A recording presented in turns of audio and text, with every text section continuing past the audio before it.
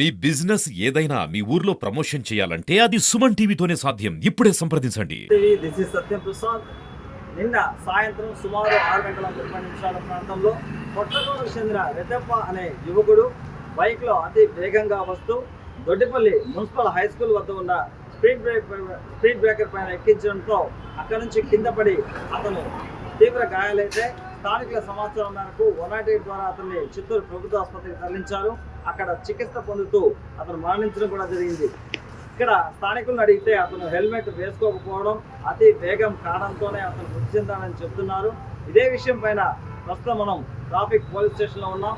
Traffic CI Nityababu గారిని అడిగి మరిన్ని తెలుసుకున్నాం. ఇటీవల కాలంలో చిత్తూరు నగరంలో సుమారు 53 యాక్సిడెంట్లు జరిగిందని కూడా మీరు చెప్తున్నారు. అందులో 23 యాక్సిడెంట్లు కూడా దాదాపు హెల్మెట్ లేకపోవడం వల్ల వివిధ కారణాలతో వాళ్ళు చనిపోయినారని కూడా చెప్తున్నారు. మరి చిత్తూరు నగర పరిధిలో ఎలాంటి ప్రమాదాలు జరిగింది అంటే, మామూలుగా హైవేస్లో జరుగుతాయి ఎక్కువగా అంటారు, కానీ నగర పరిధిలో జరిగిన వాటి గురించి ఒక ఉదాహరణ ఇస్తూ మీరు ఎలాంటి యాక్షన్ తీసుకున్నారు? మనకి హెల్మెట్ పెట్టుకోకపోవడం వల్ల చాలామంది చనిపోయారు. అందులో వాహనం నడుపుతున్న వాళ్ళే కాకుండా వెనక వైపు కూర్చున్న వాళ్ళు కూడా చనిపోవడం జరిగింది. ఉదాహరణకి ఈ సాఫ్ట్ టౌన్ దగ్గర ఇరువారం దగ్గర ఒక టూ వీలర్లో వెళ్తూ కింద పడిపోవడం వల్ల వెనక కూర్చున్న వ్యక్తి పడిపోవడం, ముందు కూర్చున్న వ్యక్తి ముందుకు పడిపోవడం వల్ల లారీ అనేది వెనక టైర్ అనేది వెనక పడ్డ వ్యక్తి పైన ఎక్కింది. దానివల్ల అతను అక్కడికక్కడే స్పాట్లో చనిపోవడం జరిగింది. అదే హెల్మెట్ పెట్టుకొని ఉంటే అతను ప్రాణాలతో బయట పడి ఉండేవాడు. ఎందుకంటే హెల్మెట్ను ఒక్క బుల్డోజర్ లాంటిది, అంటే మనకు రోడ్డును తొక్కిచ్చేటటువంటి రోడ్డు రోలర్ ఏదైతే ఉందో అది మాత్రం తప్పించి మిగతాది ఏ వాహనం కూడా హెల్మెట్ పైన ఎక్కలేదు. అది ఆ హెల్మెట్ని పక్కకు నెట్టేస్తుంది. దానివల్ల మనకి ప్రమాదం నుంచి బయటపడేటువంటి అవకాశం ఉంది. అదేవిధంగా హెల్మెట్ పెట్టుకోకుండా యాక్సిడెంట్ జరిగిన వాటిల్లో ఉదాహరణకి నిన్ననే ఒక యాక్సిడెంట్ జరిగింది దొడ్డిపల్లి దగ్గర. అతను పరధ్యానంలో స్పీడ్గా వెళ్తూ స్పీడ్ బ్రేకర్ దగ్గర అతను అదే రూట్లో వచ్చిపోతుంటాడు. అయినా కూడా పరధ్యానంలో స్పీడ్ బ్రేకర్ ఎగిరించి కింద పడ్డాడు. ఇంజరీస్ ఎక్కడ పెద్దగా కాలేదు, కానీ హెడ్కి వెనక వైపు చిన్నపాటి హెడ్కి వెనక గాయం అవడం వల్ల అతను చనిపోయాడు. హెల్మెట్ పెట్టుకొని ఉంటే బతికుండేవాడని చెప్పేసి అక్కడ ప్రత్యక్షంగా చూసిన వాళ్ళు చెబుతున్నారు. దాంతో వాళ్ళు కూడా ఒక కనువిప్పు ఏమంటే, చిన్న చిన్న ప్రమాదాల్లో కూడా హెడ్ ఇంజరీ అయితే ప్రాణాలు పోతాయి, కాబట్టి ఖచ్చితంగా హెల్మెట్ పెట్టుకోవాలి, మేము కూడా పెట్టుకుంటామనేటువంటి భావ వ్యక్తీకరణ చేయడం జరిగింది. అదేవిధంగా ఒక అబ్బాయి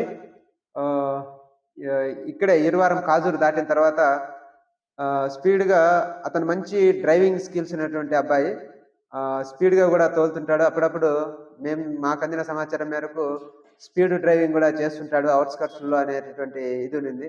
అతను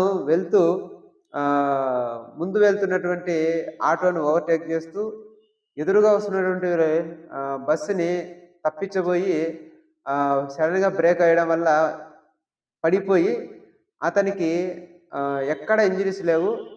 ఇలాగా ల్యాండ్ అయి కింద హెడ్ తగలడం వల్ల ముందు పక్క ఫేస్ ఏదైతే ఉందో అది ఇక్కడ చీలినట్టు అయిపోయి ఆ స్పాట్ ఇదిలో చనిపోయాడు.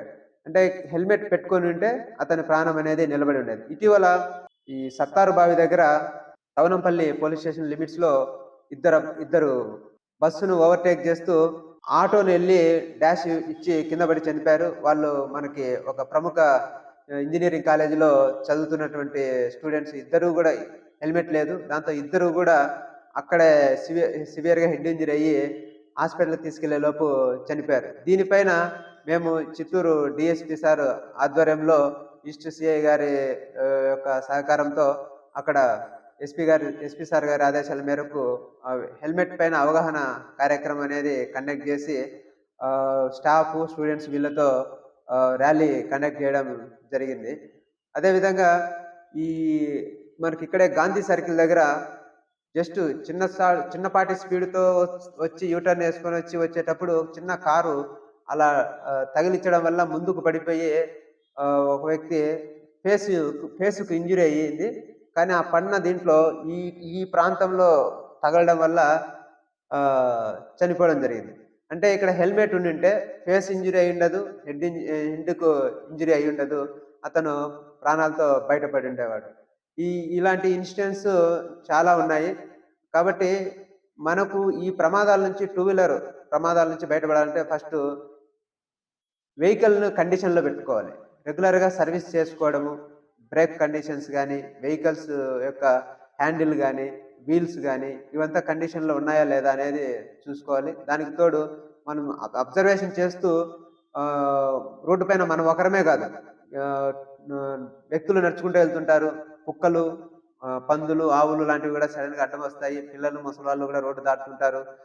కొన్నిసార్లు స్పీడ్‌గా వచ్చేవాళ్ళు దీంతో చాలామంది ఏంటంటే మోటార్ సైకిల్‌కి రియర్ వ్యూ మిర్రర్స్ ఉంటాయి. ఆ మిర్రర్స్‌ను తీసేసి స్టైల్‌గా తోలుతుంటారు. వెనక నుంచి ఏమొస్తుందనేది తెలియదు, సైడ్ నుంచి ఏమొస్తుందనేది తెలియదు.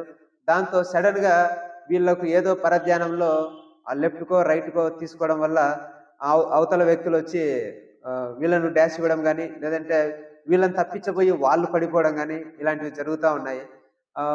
అదేవిధంగా ఈ టర్నింగ్‌లు కానీ, జంక్షన్‌ల దగ్గర గానీ వాళ్ళు తీసుకునేటప్పుడు ఈ యొక్క మినిమమ్ నియమాలు పాటించకుండా షార్ట్ కట్స్ వెతుక్కోవడం వల్ల వీళ్ళు కన్‌ఫ్యూజ్ అయ్యి ఎదుటి వాళ్ళని కన్‌ఫ్యూజ్ చేసి యాక్సిడెంట్స్ అనేవి జరుగుతున్నాయి. చిన్న చిన్న రీజన్స్‌తో యాక్సిడెంట్స్ జరగడం అనేది బాధాకరం.